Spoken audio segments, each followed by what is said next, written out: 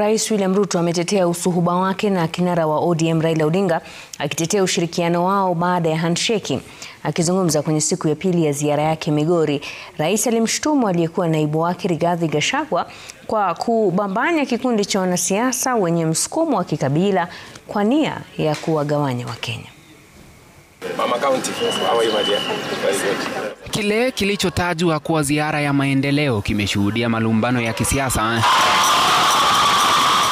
Katika siku ya pili ya ziara yake kaunti ya Migori, Rais William Ruto alitetea vikali muungano wake wa kisiasa na kinara wa ODM Raila Odinga. Wacha tuunganishe Kenya. Kenya ni yetu sisi zote. Na mimi nataka niwaulize watu wa sehemu hii. Sawa sawa?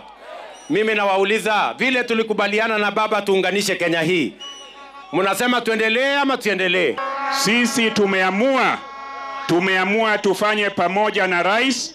Tumeamua tukiwa county assembly, tukiwa national parliament, tukiwa ugavana, na nyinyi mmeamua pia.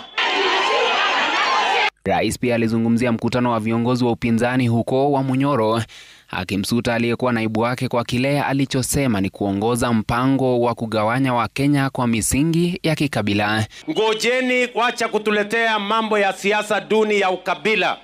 Ati nyinyi mnaungana kwa sababu ya mambo ya chuki na mambo ya ukabila, ati na mambo ya migawanyiko. Umenikaribisha karibu mkizungumza na baba ili nikusaidia. Umeshika hiyo sword na mimi nashika sword. Ukikata hivi, mimi nakata hivi. Ziara yake inatarajiwa kukamilika siku ya Jumanne, huku mbinu ya rais ya kuchanganya siasa na maendeleo ikiendelea kushuhudiwa. Ben Kirui, runinga ya Citizen, Nairobi.